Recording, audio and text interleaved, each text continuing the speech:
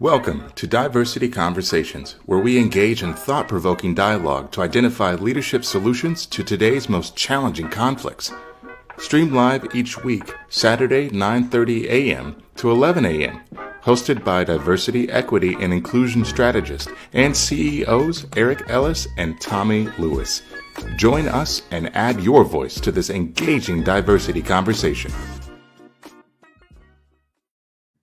Good morning, Greater Cincinnati, Northern Kentucky, the United States, and the world. My name is Eric Ellis. I'm the president and CEO of Integrity Development Corporation, and I'm joined this morning by my good friend and brother, Tommy Lewis, president and CEO of Make It Plain Consulting.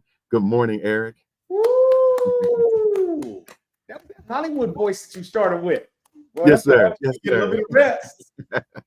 Tommy, where you at, man? Tell our community where you at today. Yeah, so I'm at a undisclosed location outside of America. I'll take a walk. I'm actually sitting in a beautiful cabana, and the staff here is fantastic. They allowed me to jump into one of the cabanas, and so I'm just walking around very quickly here, Eric. As you can see, this resort that I'm at is absolutely gorgeous. Absolutely gorgeous. It's one of the best resorts in Mexico.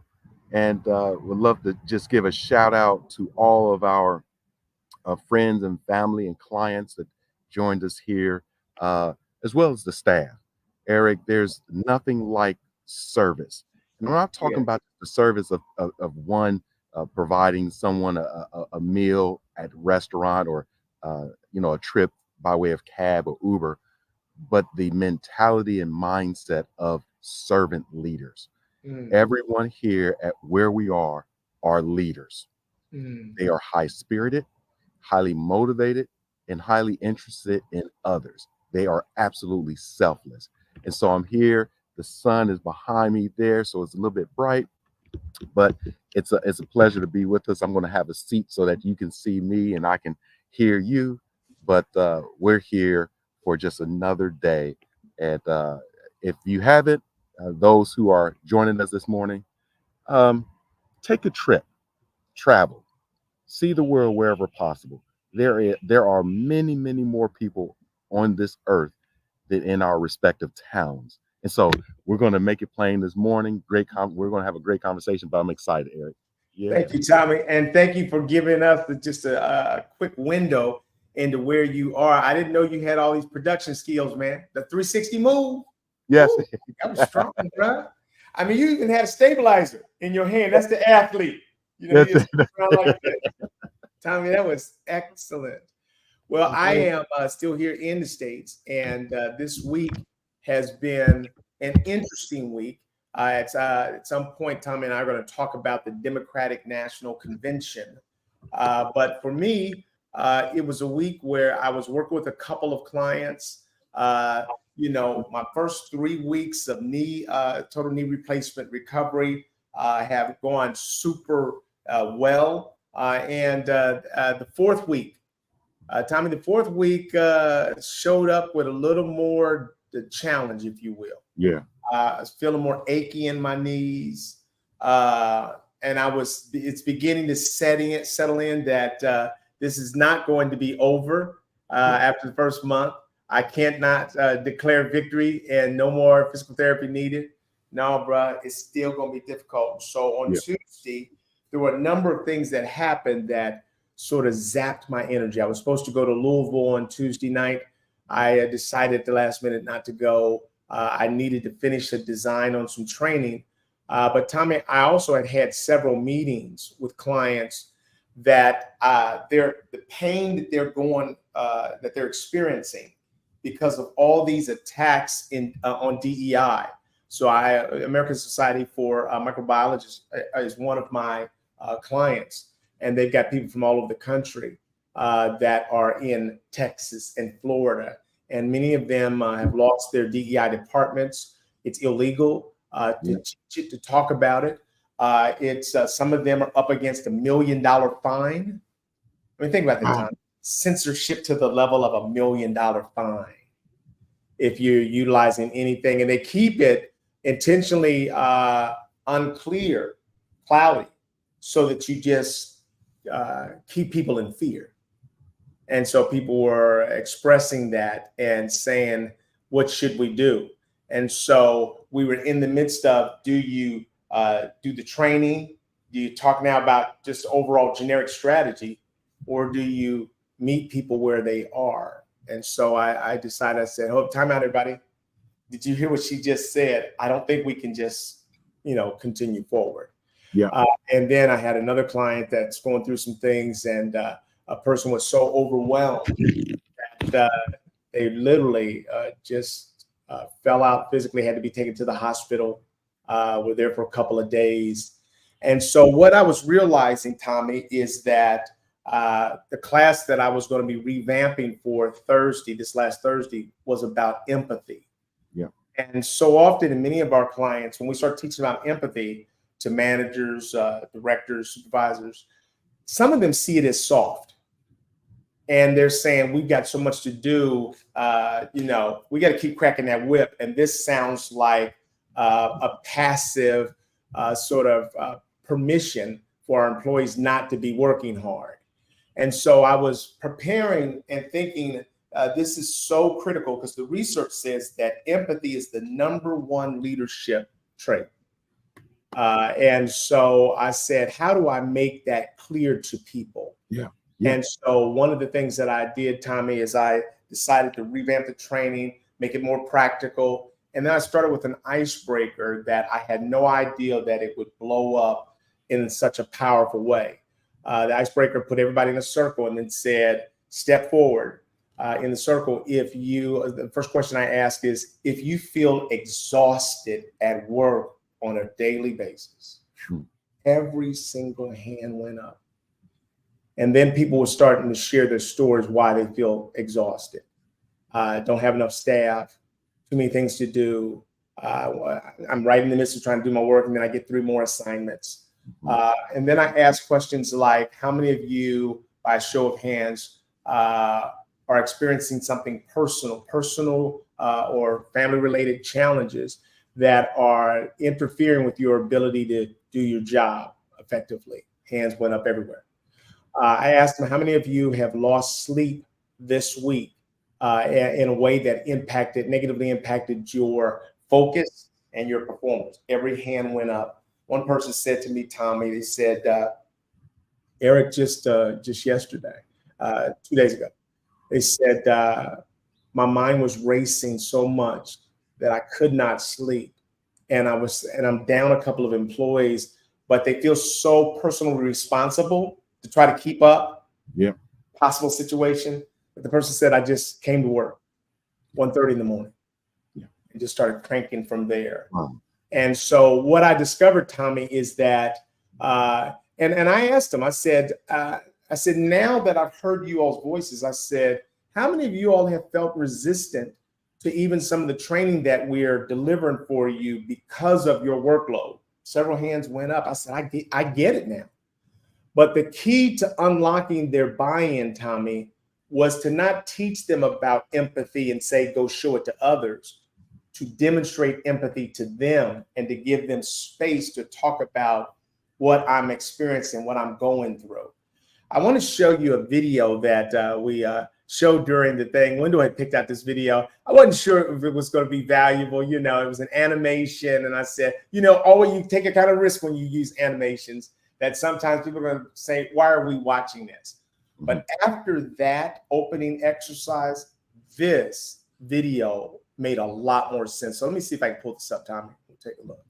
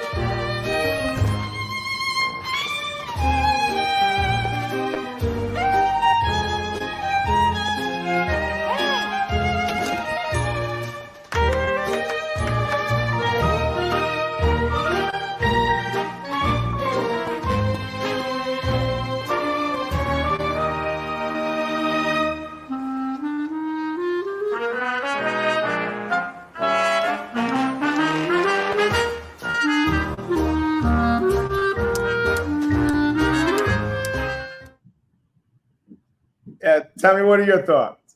Oh, Eric, I loved it. I loved it. I loved it. I personally like animation to tell I do stories, too. Yeah. right? And so what I took away from it in the beginning, obviously, those things that you know events that were happening that he was avoiding, maybe not reaching out, um, and then through the course of the story, it literally led me to that helping hand. Yeah. So there was one hand that literally grabbed him, regardless of who he was, Right. right? And that was that senior's hand. Yeah. You're there, I'm there, we're human. I want to connect with you unapologetically, without fear, kind of to force you to make a decision to either reject me or Mm, to accept me. Right? mm, And then by the end of the story, he saw the power of his hand, the mhm, power of giving back, the power of mm, pausing, the power of changing another person's life through mm. intentionality. I saw all of that, right? Yeah. It Yeah. was a phenomenal video. I've never seen that before. Yeah. I've got to use Right. So, and I'll share that with you. I love this kid said, what did you just see? Thank you, Kim, for joining us this morning. We're talking about empathy. And I was saying that I used this clip in a training session this last week. And for me, I wasn't sure that people were going to get it. But after doing the empathy exercise at the company, this video became 10 times more powerful. And what people were saying is that the first man is what they're like on a daily basis in the workplace. it. Okay. I'm focused on doing my job. If conflict is happening between people, I don't even look at it. I stay focused because I got so much work to do, so little time to do it. I don't have time to talk about those soft skills, things like that. Let's get this done. Yeah. And I think that what we saw was when the older woman grabbed him and slowed him down. That is what you and I do in organizations, Tommy, is people see the work that we do is being too slow. Yeah, Eric. Yeah. We don't have time for that. If we Yeah. did those things, we can never get through today. And so that is the pressure that organizations are facing around how much time can I afford to invest in creating a better culture, because culture takes time. So the pace that she was going, the research says that it takes 3 to 5 years to change your culture. And so then all of a sudden he's like, what is she doing? Old lady, you are killing me. And then all of a sudden when that car almost runs him over, Yeah. I think it's a moment of understanding. And what I would say is that is what's happening in our workplaces as well, Tommy, Yeah. is that too often we're being run over because we didn't make the time, we just get plowed. And so, but if you survive it, it may be a wake-up call for you. And that's what she was providing for him, this opportunity and the experience that then gives you a wake-up that we can't keep doing things the way that we were doing them. And then you saw the impact on him. He says, hey, I've got to make sure that I pass this forward and that I take time to invest in the things that are most valuable in life. And so that's where we landed. And I would say, Tommy, that is what is needed. Ken, I was just talking about some of the people at one of my clients that were talking about the things that are affecting their everyday lives. And that as they start speaking about those, they recognize that everybody is going through that. And then they start coming up with strategies. If we're all struggling with work-life balance, then how do we create mechanisms that enable us to become more intentional around our support for one another? So I'm hopeful that this country will recognize our need to slow down and not just be about our agenda, but find time to have empathy for people that may disagree with you. When I think about some of the things that weigh on me every day, it's even, my daughter has now been at 2 different major corporations and it hasn't worked out for her. And she's now not even sure she wants to work in corporate America again. And so, Tommy, how much energy and space in my own mind is being impacted by that. But what I find is that if we all get a chance to talk about what we're going through, I think that we can support each other in better, stronger ways. I would agree, Eric. In fact, with the group of folks I'm with here, again, clients and friends, that we had a great opportunity to really share our thanks and appreciation for and with one another. And then the conversation pivoted. It pivoted to a conversation around empathy, to give one another grace. That even in working together as business people, we had a couple of spouses there, and they threw in their 2 cents with regards to their significant other and how they're struggling at times with empathy because their lives and their minds are full of stuff that they can't even really acknowledge the other person's need. Right, Tommy. We're struggling with our own stuff. That's it, Tommy. And so we were kind of collectively, Eric, pushing the stop button. Time out. Right? What are we doing? Just like what Ken said. What am I seeing? What am I looking at? Right. I think that's a profound insight. What am I seeing? What's going on? Right. And then pause, recognize it, and see and understand that everyone around the table, everyone around the area, around the function, around the department, the company, the world is suffering some type of mourning, some type of high sensitivity of ambiguity and uncertainty. Right. And so we're latching on to stuff that we may perceive is real. Right. In reality, it may very well be real, but it's in the moment. Right. Empathy is projecting to take care of the future as well. That older woman slowed down the guy. They were almost hit by a car. Thank goodness that the driver of the car stopped in his urgent, because he was weaving in and out of traffic, and it changed the future with one person who ended up helping other people. So that's what I take away from it a lot, that take time to pause, take time to see the need in others. And if you have a helping hand, you have a resource, you have means, go ahead and add value and not take it away. Right. And the other, there are a number of other lessons, Tommy. I'll reiterate this one. As educators, you and I oftentimes are trying to educate leaders on how to prepare for leading their people. Mm-hmm. That's quite different. So teaching a leader the importance of demonstrating empathy to their people is not as powerful an approach as delivering empathy to those leaders. Mm-hmm. And what I saw, Tommy, is that I was so close to it, but so far. Yeah. They were resisting pressure to teach them how to give more empathy. You got to get better at giving empathy to those people. Wow. As soon as I changed it from you got to do that, which is another assignment, and I really said, how are you doing? The floodgates opened up. And so here's what I see with Judy. I was telling them that my most regular view of Judy with working in 2 time zones in England and the United States. This is the biggest picture that I see of Judy on a daily basis. With a laptop on the bed. Yeah. She's really killed over. And I would say to you that what I learned from all these managers and supervisors is that they are all killed over as well. Yep. And here's the problem with that. The problem is that, Tommy, you are heading towards death. Your body is shutting down, actually, and it's saying, hey, I'm not doing well. Yeah. But too often, you don't even feel like you have another choice. there's not another option.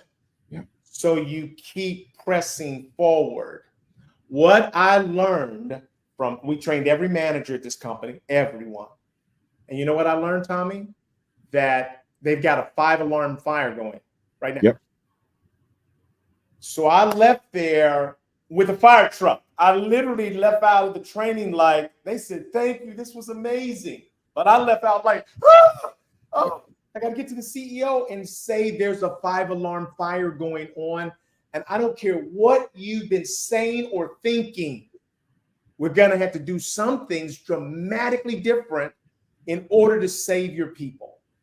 And I know that he's going to be receptive to it. But Tommy, I would have never known that it was a 5-alarm fire without demonstrating empathy to them, creating a safe environment that everybody, and I mean, the hands were going up so fast, you didn't have to pull anything out of anybody.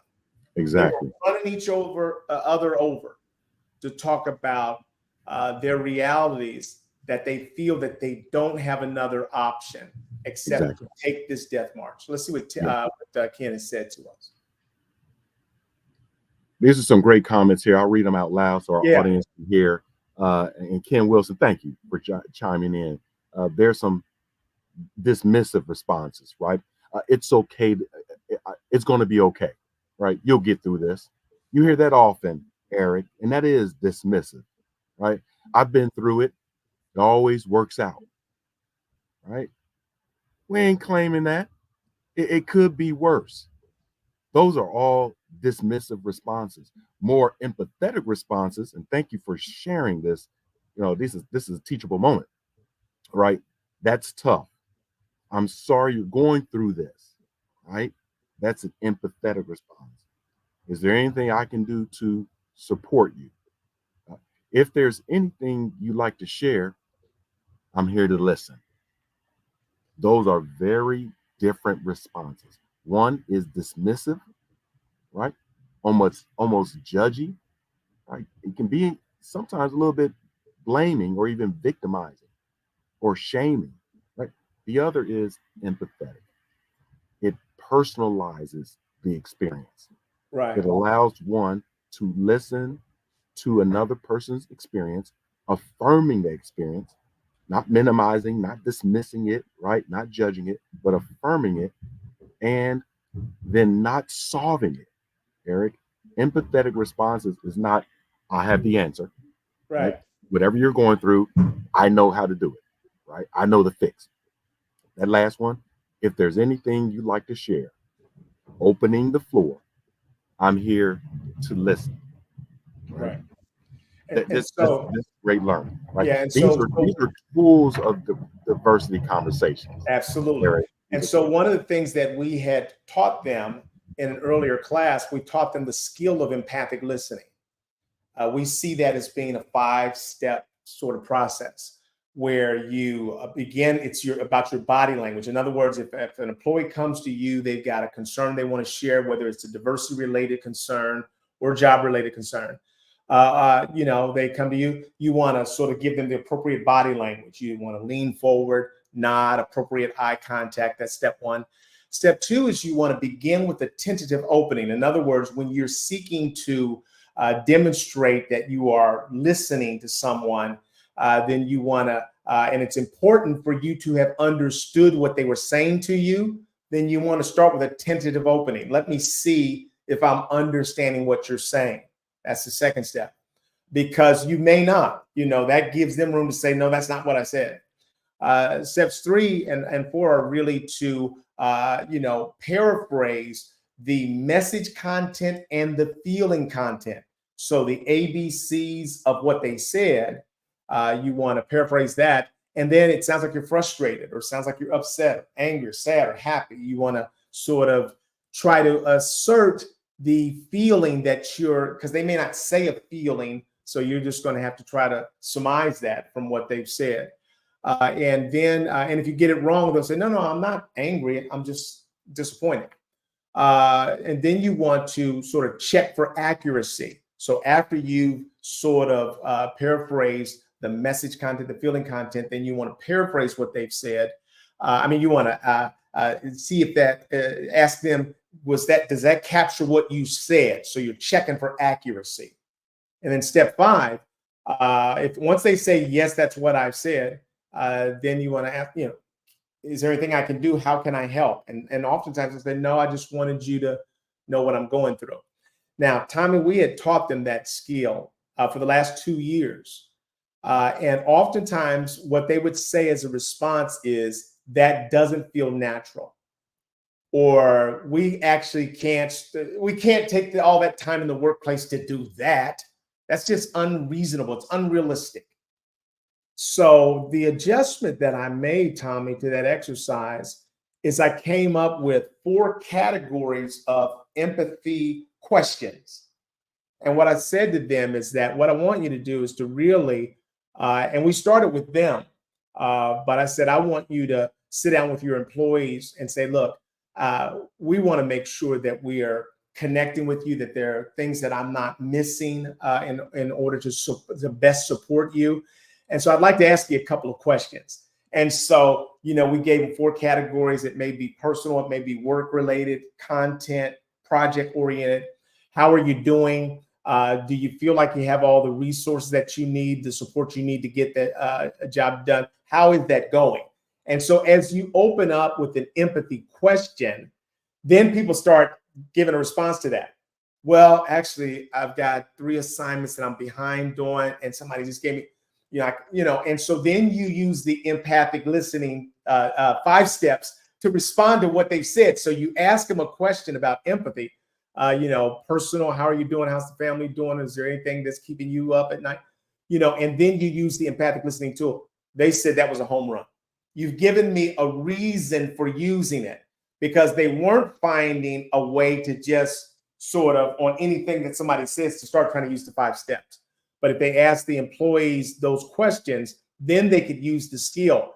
Then we had them follow up with strategy. If there's some things and what I believe, Tommy, is that what they said to us is that that's going to help them to understand how their workforce is overwhelmed and to begin to develop solutions and ways of working together simply by checking on how people are doing.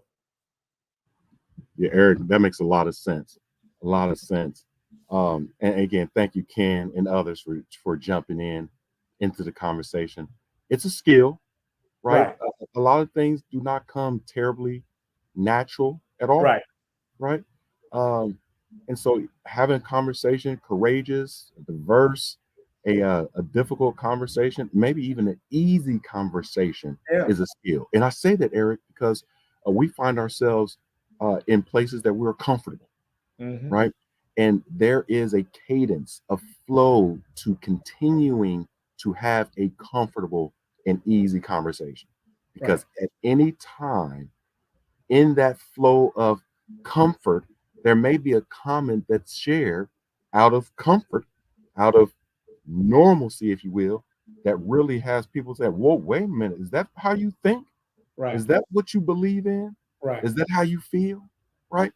And folks may laugh, slap you on the back, shake your hand, but take that mental note. Oh, I didn't know that Eric believed that. It becomes a difficult conversation. Right. And so I thank you for that, Tommy. I'm going to change a camera angle, but continue to share. Yeah. And so what I would say to us is just like I gave them some empathy questions that they could start with, I would say in your own personal relationships, you can do the same thing. So instead of just using the empathic listening 5 steps with Judy, I could start with a question. Hey, Judy, are there any things that I can do to better support you with all the work that you're doing? As we look to, plan our vacation, are there things that I can do to be more helpful? I know I sit back oftentimes and I'm thankful that you do a lot of the planning, but are there other ways in which I can support, our family vacation as well? If I ask that question and then she says back to me ways I can help, then I can use the tool to make sure that I'm understanding that. So I think, Tommy, this notion of asking questions we can use in our own relationships and then use empathic listening, the tool of that, to help demonstrate that we value what people are saying to us, and to make sure that we have a clear understanding. Tommy, we want to pivot now to the DNC had their convention this week in Chicago. I watched the Republican convention as well, national convention, and so I watched the Democratic National Convention. I told people I thought that one of the highlights of the Republican convention was Donald Trump's granddaughter. I thought she was amazing and sweet, and I just love those family connections. And so she humanized him in interesting ways. But Tommy, this last week was out the park. I've never seen, and you asked me a question last week. It was I thought about the question over and over and over again. You said, Eric, what has happened? You said, this crazy energy, what's your explanation for that?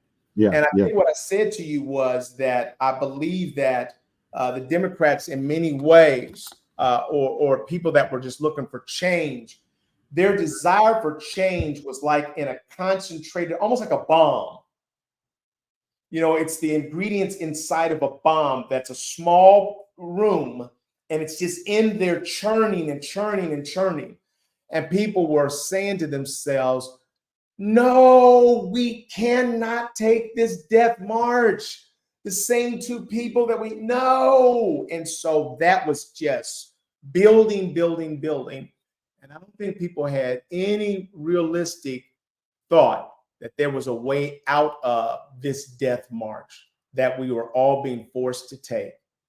And then President Joe Biden decided to do something that was selfless and courageous. He says, I'm stepping down and I'm offering my VP as the next, as my replacement. And it just erupted. All of that energy, all of that nervousness, all of that fear, all of that lack of hope sort of just blew up. And shockingly, surprisingly, Kamala Harris then grew into her full self. And it shows you the difference between what we look like when we are caricatured, when we are stereotyped, when we are hidden, when it's assumed that we don't have competence. You see the difference between that imagery about Kamala Harris that affected us all. That every moment that she stepped in front of the camera, all we were doing was scrutinizing her for failures. And then all of a sudden, she's been brought into the light, and we are assuming that we're going to see something that resembles the stereotypical caricatured Kamala Harris. And we've not seen that person at all. Right.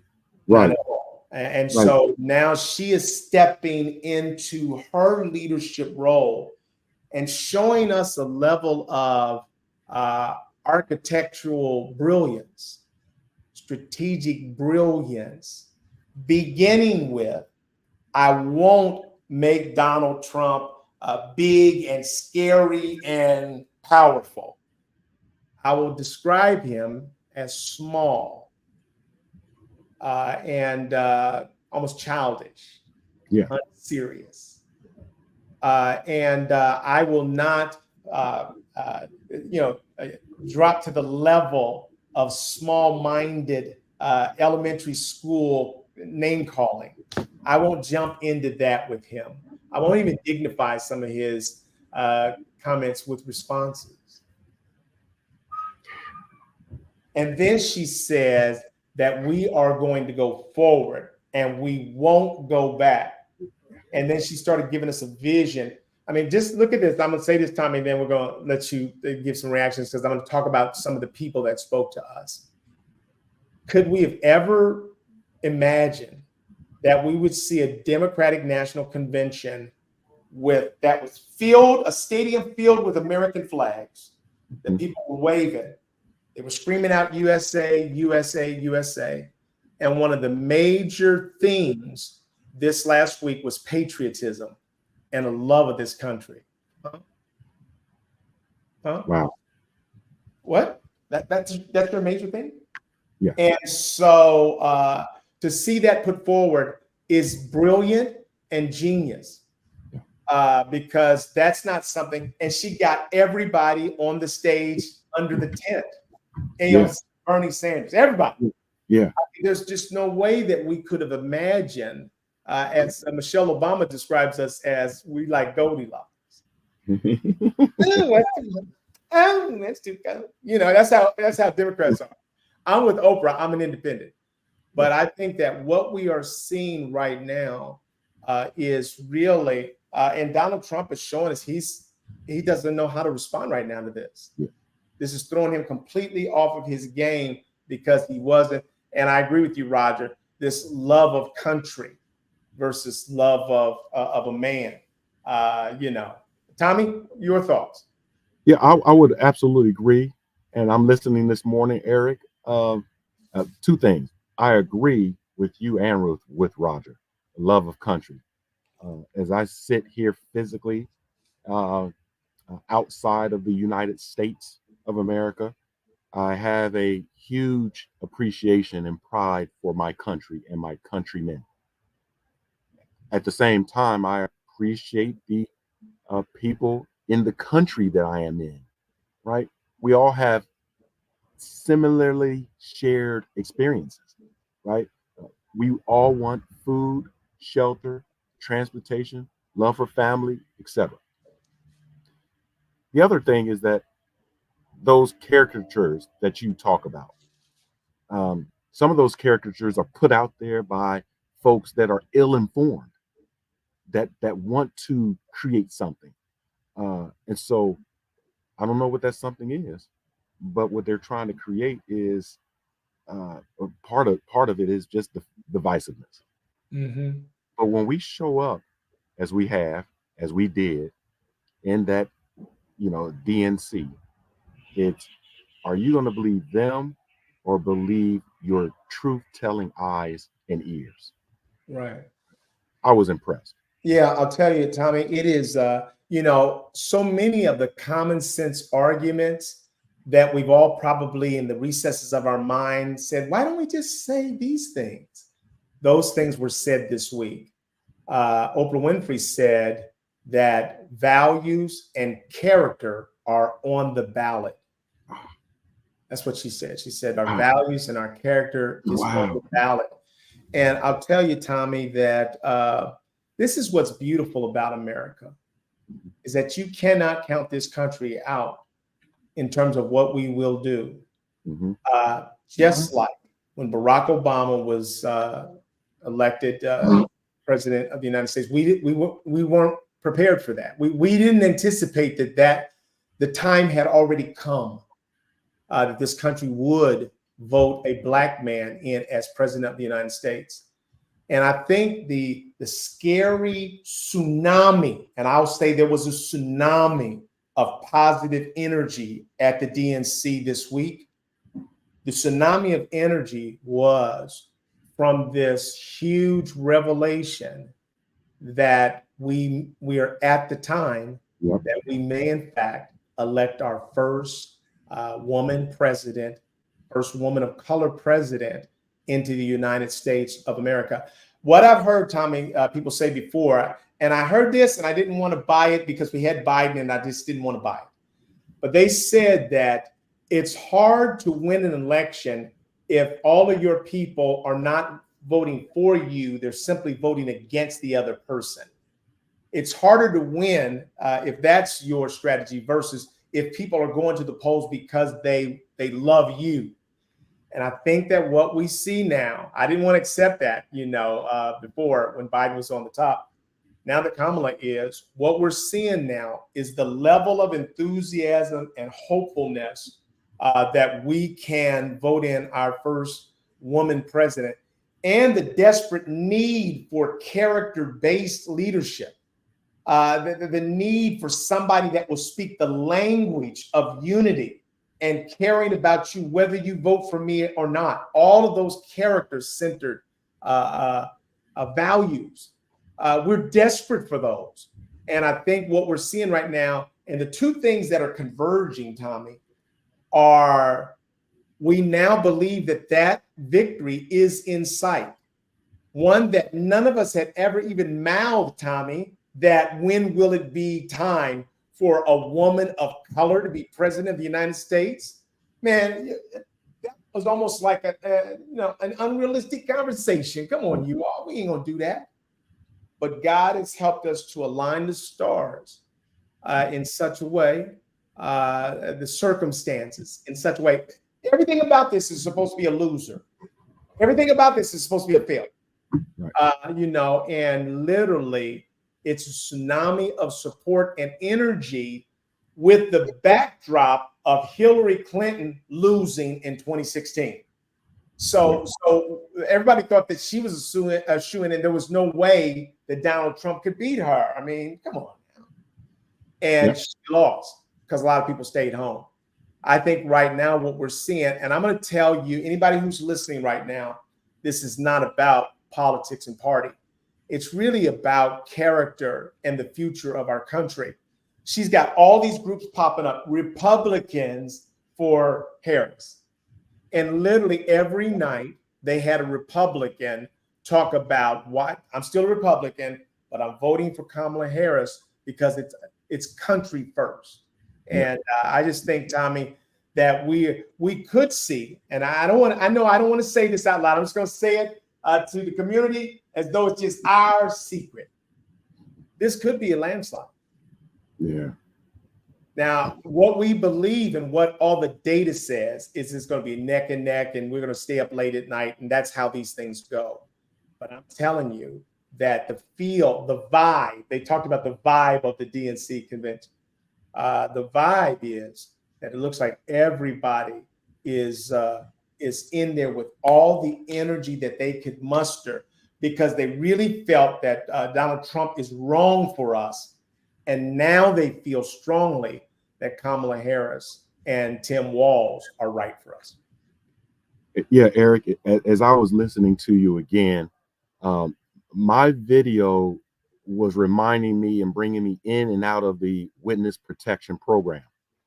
And so there were times that, maybe those who are watching the video could not see me because of my location. Then I came into focus. I make fun of that, Eric, because I think that we are coming out of the witness protection program. That we are literally simply saying what we know unapologetically. Right? Here's a couple of things that we know, Eric. Okay.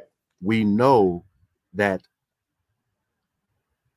the lack of integrity, the lack of character is attractive to many.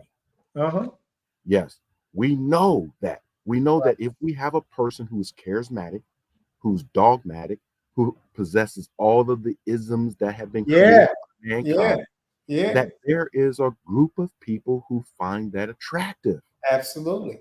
Right? And they may be in public or they may be in the witness protection program, not seen and disguised voice. And then there's another larger group of people who is saying, one, this is not right. This is bad news. And so let's not focus on the bad news. Let's focus on the good news. What are we as a country now and in the future? What do we desire to be? Do we desire to be the top country in the world? Do we desire to be a place where everyone is welcomed and have a sense of belonging and can contribute to our communities, our economy, all that? Short answer, yes, yes, yes, and yes. We don't have time for any more no's, right? The naysayers, right? The backstabbers, the folks that want to call themselves adults, Eric, but play childish games like name calling, right? We make up names. Enough of that. We are more intelligent than your language of calling us dumb. Right. We're much more than that. Right. And this past week, showed itself, Yes. right? That hold on, we may walk quietly, but we carry a big stick. And Right. when we're given the platform and the microphone, we will show you on script or off script what we think, right? We'll allow you to go off script because Right. that's entertainment, Right. right? When you go off script, it's like, oh, what are you going to say? Because it's going to be something to watch. It Right. is like watching the man on the high trapeze, Mm-hmm. the man walking, doing a high trapeze or the high rope. People are not really watching that event for them to make it across, Eric. Right.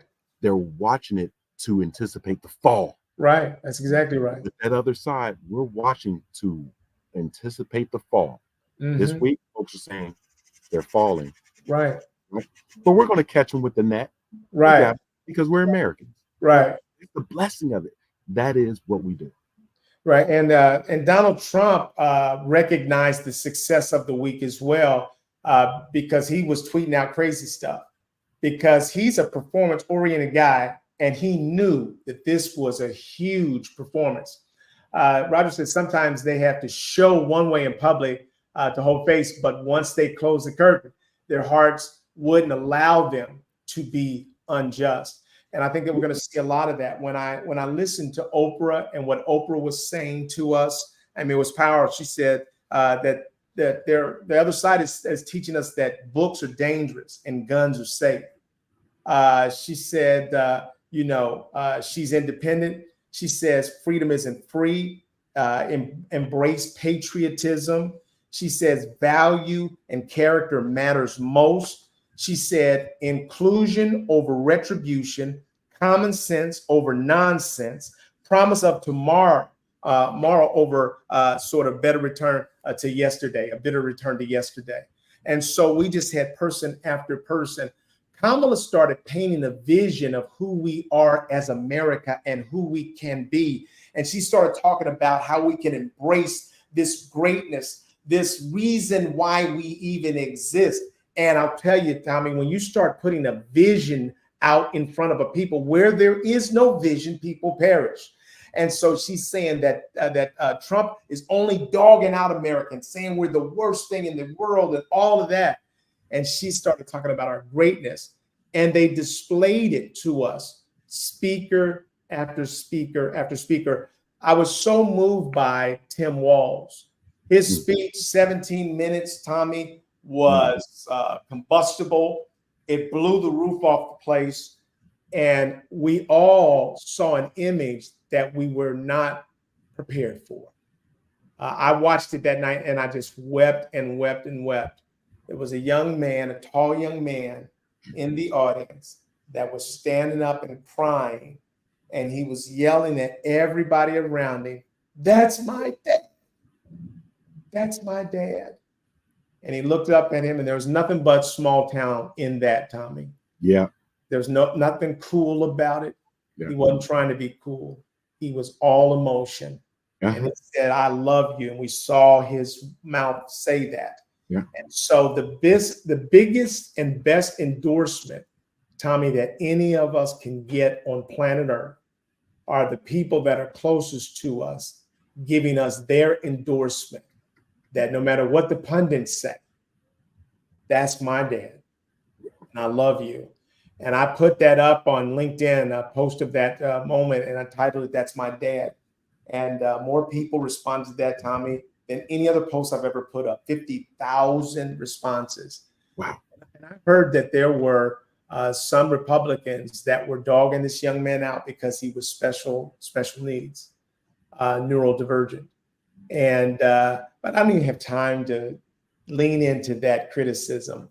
I was so moved by no matter what happens. Tim Walz's son says, "Dad, I'm proud of you." And then Tim was like the coach, man. He started telling us we're in the fourth quarter. We're down by 3. We're on offense. We got the ball. We're moving down the field. I mean, and so I am excited right now for our country. I believe that we had the chance to do something. Leon Panetta was there and endorsed Kamala Harris, the former Joint Chief Staff. The guy who killed Osama bin Laden, I mean, you know, he said that she is ready to lead this country and be president of the United States. And he said that Donald Trump is unfit. So Yeah. I am grateful. I'm not grateful for political reasons, but I think that policy is a small thing in comparison to character and integrity-centered leadership. If you have no integrity, I was just watching the movie last night. The movie was about Eddie Gallagher. Yeah. Gallagher was a Navy SEAL. Eddie Gallagher was probably a patriotic warrior for a long time, but then he lost it and he stepped over the line, Tommy, and he started just killing innocent people over in Iraq. And so some of his soldiers just couldn't take that. They thought that we've lost it. We've lost our humanity. We've lost what makes us great as a country. And Tommy, when I watched that whole movie, he eventually got off. The president weighed in because Eddie Gallagher's wife went on Fox News, and the president got in and saw that this was something that he could win some political points. And so he literally put his thumb on the scales, and Gallagher, one of the guys that saw him kill this young man, said, "No, I actually suffocated him at the end," or something like that. And the Secretary of the Navy got fired over this, Tommy. That reminded me of who Donald Trump is. Yeah. Literally, when the Navy was trying to do the right thing and discipline a soldier that was going against the Geneva Convention and was killing innocent people, when the Navy tried to deal with that, Donald Trump would not let them do that and fired the Secretary of the Navy. Wow. So talk about a guy who leads in non-traditional ways. It's not non-traditional ways. It's ways that don't have any integrity. That's what we can't afford. You can make a lot of mistakes. Everybody will. Every president will. Policy, let's debate that all day long. Character matters. Yeah, character matters. You know, the power of love, as I mentioned before, for country, countrymen, humanity, that emotion, just to reflect back to Vice President candidate Walsh's son, and pardon me for not knowing his name. I would like to Tim call Walz, him. yeah. Tim Walz. Yep. So his son's name? Gus. His son is Gus. Gus. He the emotion of pride looks like that. Yeah, right? it does. The emotion of pride does not look like violence. Right. The emotion of pride does not look like hate. The emotion of pride looks like overwhelming joy to proclaim like a trumpet at the top of a mountain, that's my dad. Yeah. That's my wife. Yeah. That's my husband. That's my son. Yeah. That's my hometown. Right. That's what it looks like. Right. So that is the truth, Eric, outside of the witness protection program where we have blurred faces and muffled voices. Pride and joy is elating. It's high. It's encouraging. It's motivating. It's inspiring. Right. It is contagious. Right. And it's healthy. Right. Eric. Yeah. I saw Tim Walz's wife grab her son a couple of times, as a mother will. I saw her grabbing him. I could see almost what was going through her mind. I know there are people out there that will misconstrue your excitement. And so, son, I'm just going to embrace you and hug you and try to protect you from the criticism that's coming. There was no embarrassment in her. Right. There was only a loving protection of a mother that says that my son doesn't deserve some of the cruelty that may come his way. But I'll tell you, what overshadowed any cruelty that could exist is the tsunami of love and lesson that was taught. You see, a lot of times our young people, our citizens that are on the autism spectrum, they teach us a lot about what's best in us.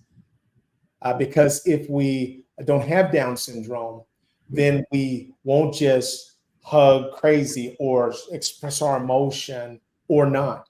But I think that there are so many powerful lessons that we learn from. It's almost like what the Bible says, that the children lead you, and accept a person be as a child. And so every time I saw Gus, could not help myself but to cry, Tommy. I was crying, and I was saying, that's what I want, is my children to say with all their energy, without any constraint or restraint, that's my dad, and I love you.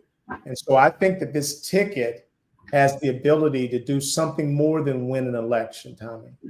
I think this ticket has the potential to reconnect a nation, and to allow us to lead in a way that will positively impact the world. I think that she is right to embrace Republicans, and she will be right to embrace some of their policies and their thinking as well. It's going to take a combination of things to get us to where we need to go. But I'll tell you that as a man, I am so ready for us to have our first woman president. I'm just tired of men leading and the ways that we have to posture. I'm now ready for a change in that. And I've given money like I've never given before, but I'm also going to lean in with my energy and effort to try to make this country the best it can be. I'm excited for it too, Eric. I think that the opportunity that's in front of us to have a woman in this position is a reminder of yester centuries. The power of women in other countries, such as queens and things of that nature, from Europe to Africa to Asia, historically. It's time. Eric. It's time. It's time for us to see and experience the new leadership that we've always wanted. Because in the past, including right now, we've gotten the same type of leadership that men who have been in leadership really lead through their lens, and most often through a collective lens of quote unquote manhood or manly leadership. Not to go down that path too far, but we've been saying we need something different, fresh, right, new. Here it comes.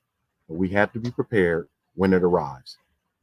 And the thing is, what's shocking, Hillary Clinton mentioned it. She did a better job than her husband too. So Barack knew Michelle was going to be knocking out the ball, and he did a great job.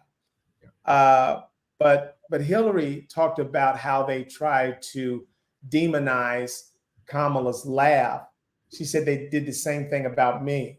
But what's interesting is every one of those cheap shots that they try to take at Kamala, it makes her stronger.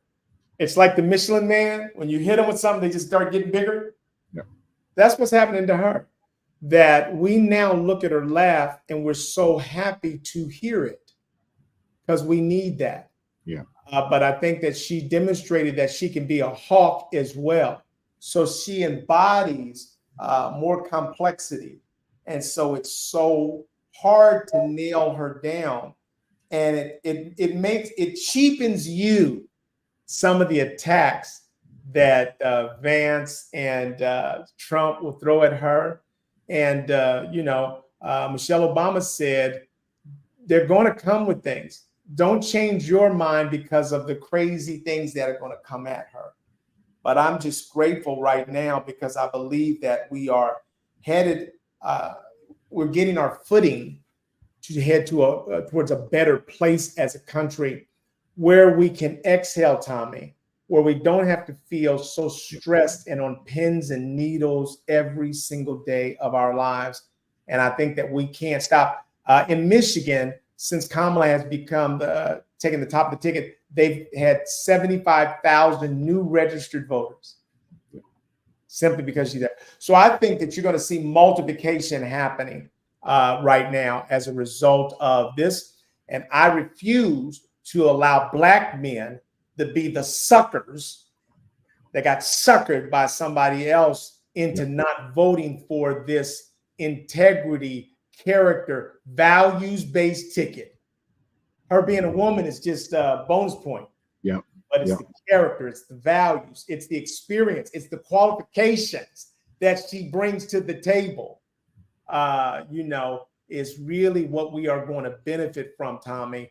Yeah. And I look forward to you and I bringing on women to our show to talk about what this means to them, men to talk about what this means to them. But I love all these little groups that are going for Harrison Walls, man. Yeah. And Tommy, thank you for making time for us, man, on your vacation. Yeah, absolutely, Eric. As we close out, let me once again walk our good community to place. Yes. I'm in and out of the shadows here, but let me step into the sunlight. I would highly recommend those who don't do it often, take some time to take a break, right? And come out to a place that can appreciate you and you appreciate it. God's earth is fantastic. Just you can't hear from here, but the ocean is beautiful. That's beautiful, Tommy. Sunset and sunrise is beautiful. God's earth is beautiful. But again, Eric, thank you for allowing me to join you on another installment of Diversity Conversations. I look forward to being back in studio next week. And I want to also remind our community, thank you. That's right. And Charlie Winburn, thank you for joining us, man. We love you. We're going to have you on the show. Take care, Tommy. Bye-bye. Tell Penny we love her.